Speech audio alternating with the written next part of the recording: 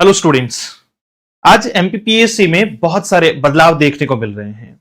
MPPSC जिसने अभी recent 2 दिन पहले यानी 15 दिसंबर को अपना नया कैलेंडर 2026 के अकॉर्डिंग अपडेट किया था, जिसमें उन्होंने चर्चा की जुलाई और अगस्त में होने वाली असिस्टेंट प्रोफेसर भर्ती के बारे में।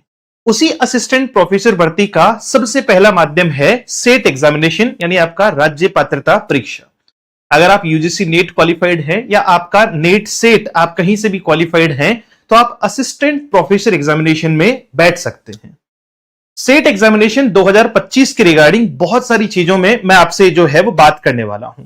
जिन बच्चों का असिस्टेंट प्रोफेसर बनने का सपना था, जिनका सपना अभी बीच के कुछ दिनों में अधूरा रह गया, जिसका एक मेन कारण रहा कि जो एग्जामिनेशन थी, यानी जब 15 को आपका जो है वो क्या दिया गया, 15/10/2025 को जब सेट का नोटिफिकेशन आया तो उस टाइम पे इन्होंने एग्जैक्टली 11 जनवरी डेट दे दी थी कि 11 जनवरी 2026 को हम परीक्षा करवाएंगे।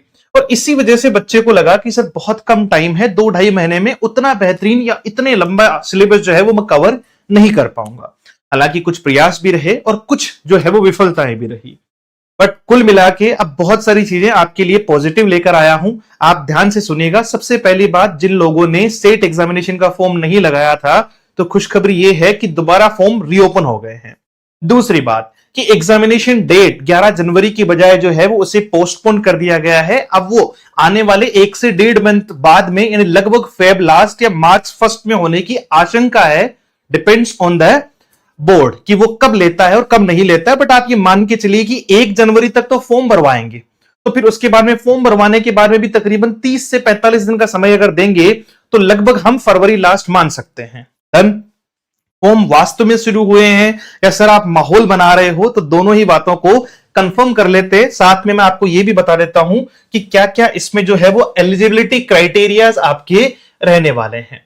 देखो, सबसे पहले एमपीपीएससी का ये वाला पैटर्न आपको पता होगा। इसमें ये सारी चीजें तो आपको मिल ही गई होगी। कौन सी वाली कि सर क्या इसकी डेट वाकई में बढ़ी है? तो डेफिनेटली इसकी डेट जो है वो वाकई में बढ़ा दी गई है। राज्य पात्रता परीक्षा, आज इसका नोटिफिकेशन जारी हुआ था जिसमें कहा गया कि इसकी डेट एक्सटेंड की जाती है। मतलब पोस्टपोन ही है अभी फिलहाल। एक्सटेंड तो तब बोलते हैं जब हमें आगे कोई डेट दे दी गई हो, बट फिलहाल के लिए स्थगित कर दी गई है कि आने वाले समय में हम जारी कर देंगे। दूसरी खास बात आपको यहां से देखने को मिलेगी। आप यहां जैसे ही एमपीपीएससी की मेन वेबसाइट पे जाएंगे तो यहां देखो इंपॉर्टेंट लिंक्स दिख रहे हैं। यहां जाके जिन बच्चों ने फॉर्म अप्लाई नहीं किया था वो एमपी ऑनलाइन में जाना, और एमपी ऑनलाइन में जाते ही आपको दिखाई पड़ेगा कि किस किस एग्जाम के फॉर्म अभी लग रहे हैं। यहां देखो, मध्य प्रदेश राज्य पात्रता परीक्षा की अगर हम लोग बात करें तो वो जो एप्लीकेशन है वो दोबारा से स्टार्ट हो चुके हैं, और वो एप्लीकेशन 1 दिसंबर से स्टार्ट होके आपका जो है वो 1 जनवरी बताया गया है, मतलब समय बताया गया है। ठीक है। पे फॉर अनपेड एप्लीकेशन फॉर्म 3 जनवरी तक तो एडिट ही होंगे ये सारी चीजें। इसी में जो है वो बदलाव होना है, यानी एग्जाम डेट के साथ साथ में जो है वो क्या हो चुका है आपका, जो साथ में मैं कहूं कि सर फॉर्म के लिए अप्लाई करने का डेट भी बढ़ा दिया गया है। यानी अब आप जो है वो नोटिफिकेशन के अकॉर्डिंग नहीं, इस फॉर्म के अकॉर्डिंग, इस डेट के अकॉर्डिंग 1 जनवरी 2026 तक क्या कर सकते हैं, अप्लाई कर सकते हैं। जैसे ही आप इस पे जाएंगे उसके बाद आप ये घोषणा वाला जो है वो इसको क्लिक करेंगे, और क्लिक करने के बाद आई एक्सेप्ट करेंगे तो इसके ठीक बाद में आगे का जो पेज चलेगा उसमें ये सारी चीजें आपको दिखाई जाएगी। डन। ये विज्ञापन आया था 15/10/2025 को, 15/10/2025 को। कृपया विज्ञापन नंबर लिंक पर क्लिक करें तथा विज्ञापन में दी गई समस्त जानकारियों को पहले पढ़ना है, उसके बाद में ही हमें आगे ले जाया जाएगा। तो ये तो मैं आपको सीरियसली बता दूं कि इसकी जो है वो फॉर्म भरने की, एप्लीकेशन फॉर्म की डेट जो है वो 1 जनवरी 2026 कर दी गई है। तो सबसे पहले तो ये खुशी की बात है कि बहुत सारे बच्चे रह गए थे। अब जनवरी हमारे पास पूरा मिल जाएगा, फरवरी हमें लगभग पूरा मिल जाएगा। क्यों? क्योंकि आगे असिस्टेंट प्रोफेसर का एग्जाम भी जुलाई और अगस्त में पहले से शेड्यूल कर दिया है एमपीपीएससी ने। ठीक है, वो नोटिफिकेशन भी इन्होंने जारी कर दिया है। नोटिफिकेशन क्या था उसको लेकर मैं थोड़ी सी चर्चा कर लेता हूं। जो आपका 15/10 को आया था वो ये था, जिसमें एग्जाम डेट दे रखी थी। ये एग्जाम डेट स्थगित कर दी गई है, अब कोई दूसरी एग्जाम डेट हमें मिलेगी। कोई खासा इसमें है नहीं।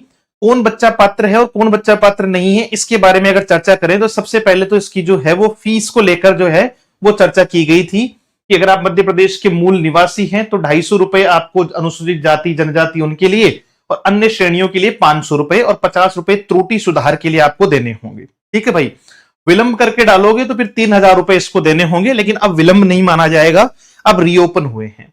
फिर इसमें बाकी सारी चीजें, परीक्षा तिथि इन्होंने दी थी। शैक्षणिक योग्यता आप देख लीजिएगा, शैक्षणिक योग्यता में इन्होंने कहा है कि भाई अनारक्षित या सामान्य अन्य पिछड़ा वर्ग यानी ओबीसी, यानी यूआर ओबीसी श्रेणी के अभ्यर्थियों हेतु स्नातकोत्तर उपाधि में यानी पीजी जो आपका होता है, आपका पोस्ट ग्रेजुएशन जो होती है ना बच्चे, पोस्ट ग्रेजुएशन में पीजी में न्यूनतम 55% अंक तथा आरक्षित केवल मध्य प्रदेश के जो अनुसूचित जाति जनजाति और ओबीसी के जो स्टूडेंट्स हैं उनके लिए। ठीक है, अनारक्षित और सामान्य या अन्य पिछड़ा वर्ग क्रीमी की बात हो रही है।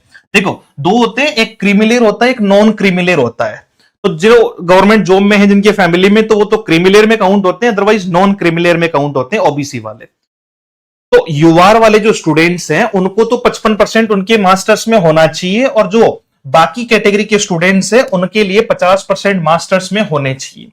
ईडब्ल्यूएस वालों के लिए भी जो है वो 55% है।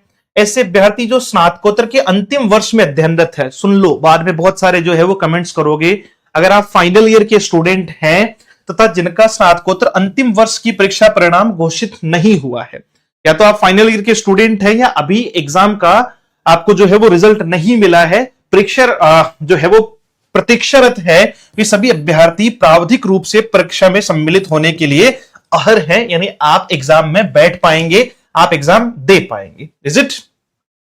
अंतिम वर्ष में अध्ययनरत अभ्यर्थियों की परीक्षा में पात्र होने पर भी अर्हता प्रमाण पत्र तभी मान्य होगा जब राज्य पात्रता परीक्षा परिणाम घोषित होने के 2 वर्ष की अवधि में अनारक्षित, ईडब्ल्यूएस, अन्य पिछड़ा वर्ग, ये मैं सिंपल सा समझा देता हूं। जैसे यूजीसी नेट में होता है ना कि आप दे सकते हो, कोई दिक्कत नहीं है, लेकिन 2 वर्ष के अंदर अंदर फर्स्ट ईयर वाला बच्चा भी दे लो भले, अगर मास्टर्स का कोई फर्स्ट ईयर वाला है तो वो भी दे लो। 2 वर्ष में हमें 2 साल में वो डिग्री कंप्लीट करनी होती है। ठीक है, जो आपका वैलिडेशन यानी रिजल्ट आने के, जैसे ही सेट का रिजल्ट आएगा तो उस डेट से 2 साल तक, उस डेट से 2 साल का समय मिलता है। अगर आपने क्वालिफाई कर लिया तो सेट भी क्वालिफाइड माना जाएगा। सिंपल फॉर्मेशन है इसका, कोई ज्यादा झंझट नहीं पालना है। बाकी लोगों के लिए 55% है, और बाकी स्टूडेंट्स के लिए जो है वो जनरल को छोड़ के जो है वो क्या है आपके 50% है। ये सारी चीजें आ गई इसमें। फिर एग्जामिनेशन के लिए अलग अलग चीजें हैं इसमें। परीक्षा योजना अगर बात करें हम लोग, तो ये जो एग्जामिनेशन होगी वो 3 घंटे की होगी। इसमें 2 प्रश्न पत्र होते हैं, एक आपका जनरल होता है और दूसरा आपका सब्जेक्ट होता है। ठीक है, जनरल में क्या है और सब्जेक्ट में क्या है, इसको लेकर मैं चर्चा कर लेता हूं आप लोगों से।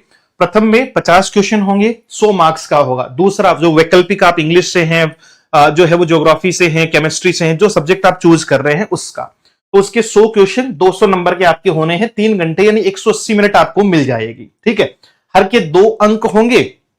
ये सारी बातें आपके सामने हैं, जो लिखा हुआ है ये सारा पहले ही दे दिया था इन्होंने। प्रश्न पत्र, ये सारी चीजें हो गई। प्रश्न पत्र के 2 अंक होंगे। No negative marks. बच्चे बहुत बार मैसेज करते हैं कि सर क्या सेट में नेगेटिव मार्किंग होती है? तो नेगेटिव मार्किंग नहीं होती बच्चे, है ना। अभ्यर्थी को सिर्फ एक ही उत्तर देना होगा। ये सारी चीजें जो है वो बता दी गई है।